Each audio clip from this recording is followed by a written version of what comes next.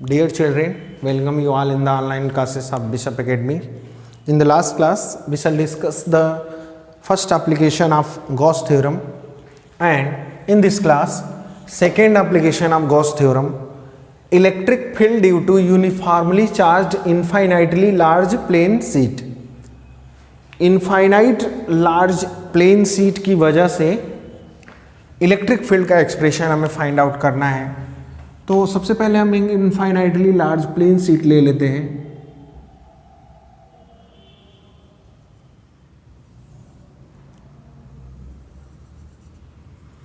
ये हमारा positively charge मान लिया जाए प्लेन शीट है जो कि यूनिफॉर्मली चार्ज है।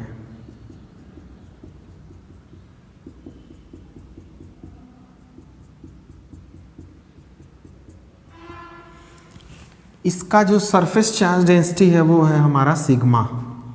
सरफेस चार्ज डेंसिटी यहाँ पर है सिग्मा। हमें क्या करना है, इसके around electric field find out करना है। तो फिर पहला काम हम क्या करते हैं, गॉसियन सरफेस ड्रॉ करते हैं जिसको क्लोज सरफेस भी हम कहते हैं। तो सबसे पहले हम क्लोज सरफेस ड्रॉ करते हैं। तो यहाँ पर एक हम क्लोज सरफेस ड्रॉ करते हैं जो सिलिंड्रिकल है।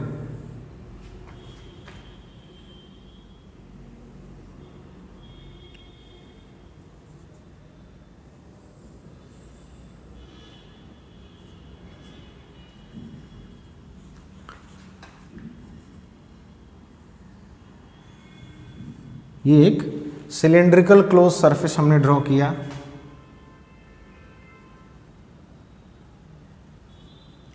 सबसे पहले इसको समझना जरूरी है।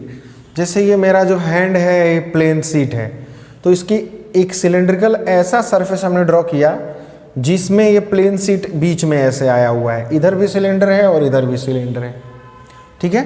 तो ये हमारा जो है जो शीट है वो ऐसे एकदम प्लेन में इस तरह से सीधा है, यानी कि जो व्हाइट बोर्ड का प्लेन है उसके ये परपेंडिकुलर है और सिलेंडर यहाँ इधर है और इस साइड में है, ठीक है ना। तो हमने एक सिलेंडर लिया है जिसका ये जो सरफेस एरिया है वो कैपिटल ए है, ठीक है। इसका जो सरफेस एरिया है वो कितना है, कैपिटल ए हमने ले रखा है। अब ध्यान से देखा जाए तो यहाँ भी हमारे पास कुल 3 सरफेसेस हैं। एक हमारा कर्व्ड सरफेस है, दूसरा हमारा ये फ्लैट सरफेस और इधर भी फ्लैट सरफेस है, ठीक है। तो फ्लक्स जब भी सरफेस एरिया और इलेक्ट्रिक फील्ड के बीच का एंगल 90 डिग्री होगा, जैसा कि पिछले एप्लीकेशन में हमने देखा था। जैसे गॉस थ्योरम में होता है हमारे पास E डॉट ds, जब इसको हम ओपन करते हैं तो आता है E ds cos थीटा, ठीक है। यदि थीटा की वैल्यू 90 डिग्री यानी E मतलब इलेक्ट्रिक फील्ड, ds मतलब एरिया वेक्टर, इन दोनों के बीच का अगर एंगल 90 डिग्री होगा तो cos 90 का वैल्यू 0 होने से ये पूरा का पूरा वैल्यू क्या हो जाएगा, 0 हो जाएगा। जबकि अगर ये 0 होगा तो cos 0 का वैल्यू 1 हो जाता है, वही वैल्यू सिर्फ मिलेगा। तो हम क्या करेंगे, जहां पर E और ds के बीच एंगल 90 डिग्री होगा उनको हम पहले ही क्या कर देंगे, छोड़ देंगे। तो चलिए अगर हम यहाँ पर कोई सरफेस एरिया लें छोटा सा, तो इसका एरिया वेक्टर ऊपर की तरफ होगा। जबकि शीट इस तरह से है तो इलेक्ट्रिक फील्ड हमारा पॉजिटिव है तो इधर होगा, निगेटिव होता तो इधर की तरफ होता। तो इसलिए यहाँ पर एंगल हमारा क्या होगा, 90 डिग्री। सिमिलर वे में यहाँ भी अगर आप एरिया वेक्टर लोगे तो ऊपर की तरफ मिलेगा एरिया वेक्टर, यह है एरिया वेक्टर, और इलेक्ट्रिक फील्ड इधर की तरफ, यहाँ पर इलेक्ट्रिक फील्ड इधर की तरफ। तो दोनों के बीच एंगल क्या हो गया, 90। यानी जो कर्व सरफेस है यहाँ पर, सर्कुलर सरफेस है, उस पर हमारा जो है E डॉट ds cos 90 हो जाएगा। और जब cos 90 होगा तो ये हमारा फ्लक्स यहाँ पर क्या होगा, 0 होगा। मतलब हमें कर्व सरफेस पर नहीं सोचना है। अब बाकी बचे 2 फ्लैट सरफेसेस। तो यहाँ पर ये फ्लैट सरफेस ये भी एरिया ए का ही होगा, उधर ए है तो इधर भी ए ही होगा। और इलेक्ट्रिक फील्ड यहाँ पर एरिया वेक्टर की बात करें तो ए कैप इधर की तरफ ही होगा और यहाँ भी ए कैप इधर की तरफ होगा। क्योंकि ये फ्लैट सरफेस है, इस पर नॉर्मल ड्रॉ करेंगे तो बाहर की तरफ होगा। ये फ्लैट सरफेस है, नॉर्मल ड्रॉ करेंगे इधर की तरफ होगा। और जो पॉजिटिव चार्ज है तो इलेक्ट्रिक फील्ड भी हमारा इधर की तरफ ही होगा। यहाँ भी देखोगे तो इलेक्ट्रिक फील्ड इधर की तरफ ही होगा। मतलब इलेक्ट्रिक फील्ड और एरिया वेक्टर के बीच का एंगल दोनों ही फ्लैट सरफेसेस पर क्या है, 0 डिग्री है। तो हमें सिर्फ इन्हीं 2 सरफेसेस को लेना है। अब हम यूज करते हैं using Gauss theorem. Gauss theorem को यूज करते हैं। क्या है Gauss theorem? Total curve surface area is equals to 1/ε0 times of the Q net. उस गॉसियन सरफेस के अंदर कितना नेट चार्ज है। इसको ओपन करेंगे तो हमें मिलेगा integral E dot D S cos zero. इसको हम दो सरफेस में बांट लेते हैं। एक इस सरफेस का नाम हम रख लेते हैं P और इधर वाले सरफेस का नाम रख देते हैं Q। तो यहाँ पर मैं सरफेस P के लिए ये लिख रहा हूँ cos 0 डिग्री हो जाएगा। ठीक है, P वाले के लिए यही है सरफेस P। यहाँ पर इलेक्ट्रिक फील्ड और एरिया वेक्टर के बीच का एंगल 0 डिग्री है, रख दिया हमने।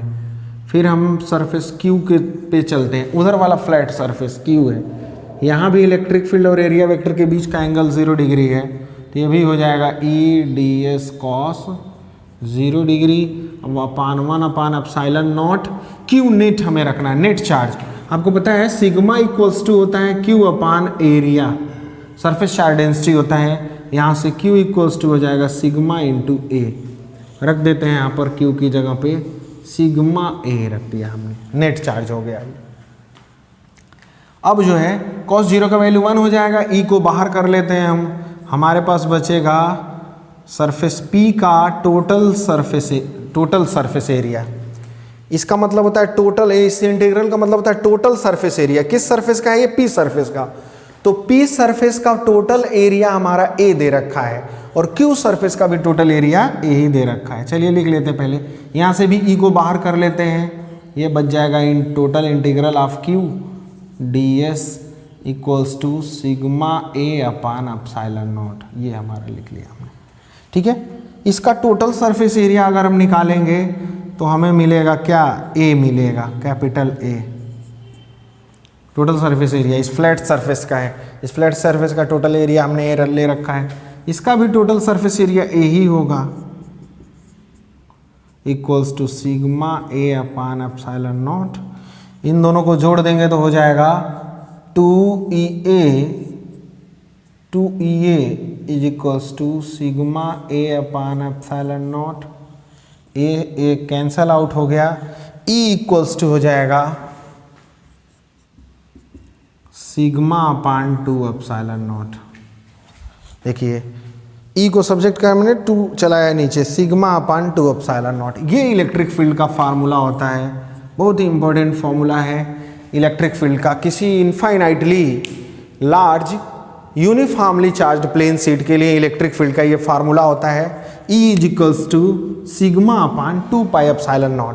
और इसका जो डायरेक्शन होता है, पॉजिटिव चार्ज वाला अगर प्लेट होगा तो उससे अवे होगा और नेगेटिव चार्ज प्लेट होगा तो उससे टुवार्ड्स होगा। अब यहाँ पर एक बात और देखना है, ये क्वेश्चन जो है पेपर में कई बार जो है इस तरह से पूछ देता है।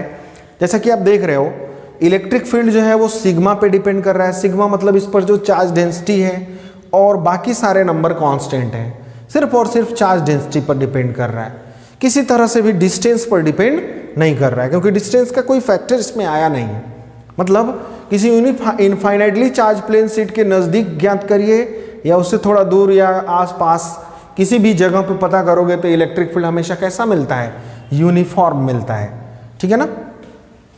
तो इलेक्ट्रिक फील्ड यूनिफॉर्म होता है, इसमें पहली बात ध्यान रखेंगे, और इंडिपेंडेंट फ्रॉम डिस्टेंस होता है। मतलब इस प्लेन शीट की वजह से यहाँ इलेक्ट्रिक फील्ड निकालिए, चाहे यहाँ निकालिए, चाहे यहाँ निकालिए, हर जगह क्या मिलेगा? एक बराबर मिलेगा, डिस्टेंस से इंडिपेंडेंट होता है। यानी कि प्लेन शीट से कितनी दूरी पर इलेक्ट्रिक फील्ड निकाल रहे हैं इस पर डिपेंड नहीं करता है। तो क्वेश्चन पेपर में ऐसे क्वेश्चन पूछता है कि prove that the electric field due to infinitely large uniformly charged plane sheet is independent from distance. तब भी कुछ नहीं करना है, यही प्रूफ करके ला देना है और यहाँ पर लिख देना है from above expression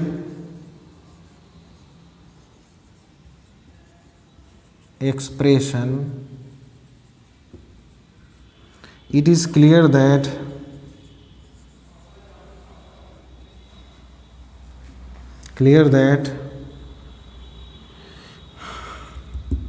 electric field does not depend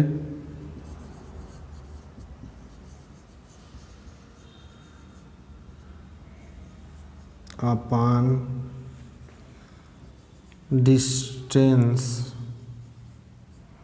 from seat.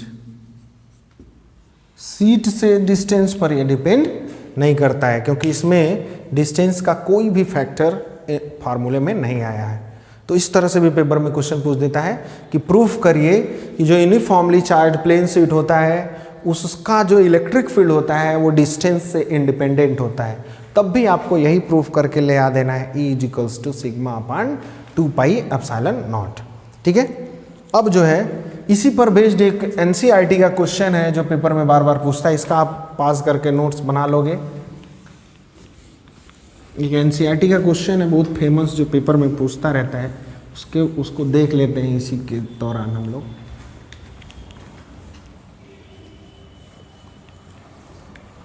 दिया हुआ है क्वेश्चन में, दो यूनिफॉर्मली प्लेन सीट हैं, ये है फर्स्ट सीट और ये है सेकेंड सीट।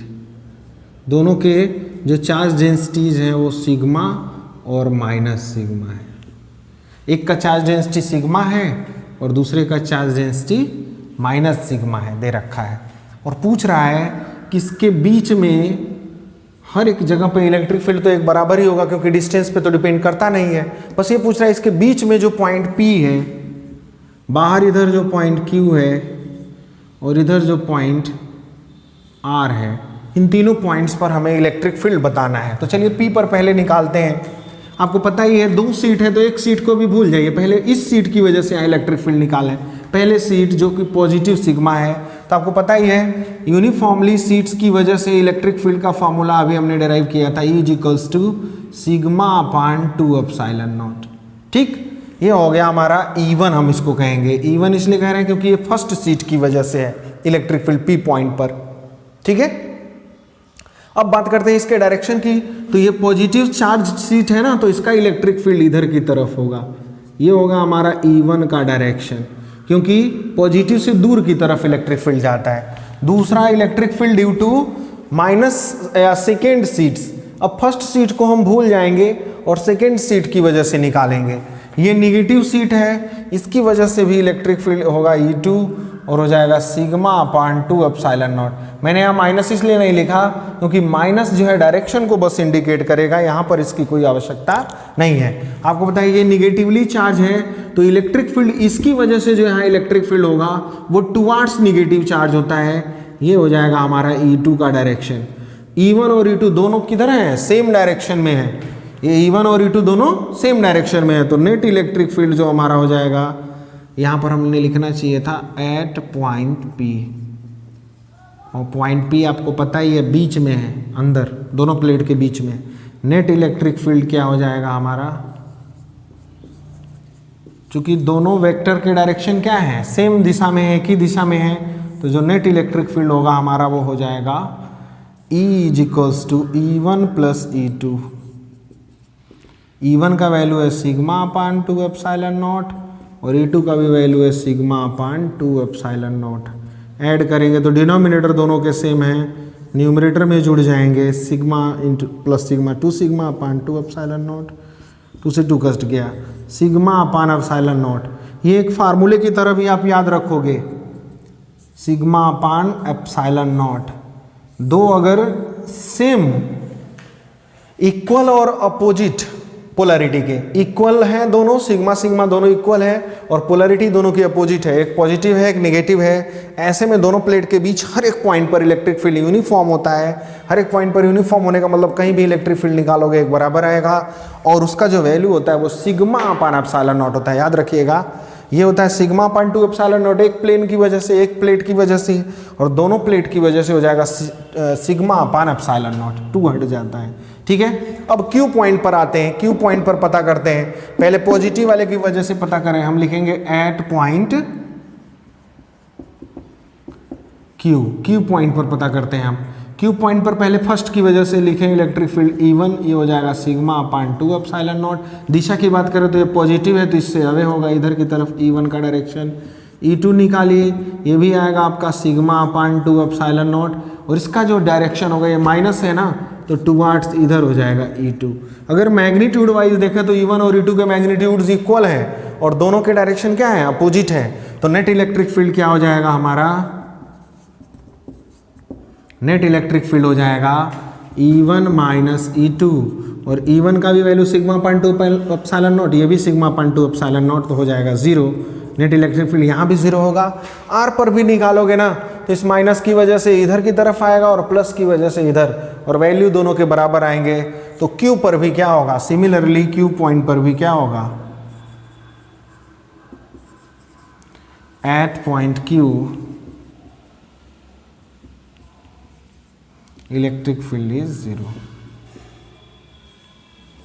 सिमिलर वे में Q पर तो हो चुका है, R पर, ये पॉइंट R है, R पर भी इलेक्ट्रिक फील्ड क्या होगा, 0 होगा। ठीक है, तो इस तरह से ये न्यूमेरिकल आता है। एनसीईआरटी में भी ये प्रॉब्लम आपको मिलेगा, ठीक है ना।